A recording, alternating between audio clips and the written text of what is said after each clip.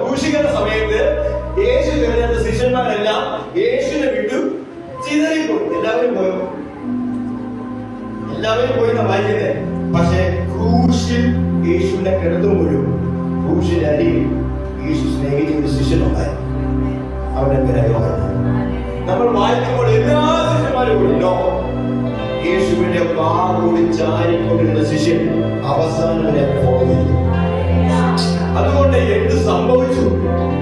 അവൻ നാടടക്കപ്പെട്ടപ്പോഴും തന്റെ ജീവൻ നശിക്കപ്പെട്ടപ്പോഴും താൻ ചേർന്ന് നിന്നവൻ അവനെ കൊണ്ടുണ്ടായിരുന്നു. എന്നെ ഭയങ്കരമായി പിടിച്ചു പിടിക്കാൻ യേശുവിനുണ്ടായ അനുഭവം ഫുൾഫിൽ ചെയ്യാൻ യോഹന്നാൻ യേശുവിനെ കൊണ്ടുണ്ടായിരുന്നു. എന്നാൽ യോഹന്നാൻ ഒറ്റപ്പെട്ട അനുഭവം വന്നപ്പോ അത് ഫില്ല് ചെയ്യാൻ യേശു യേശുവിന് വേണ്ടി നിന്നാൽ ആരൊക്കെ നിന്നെ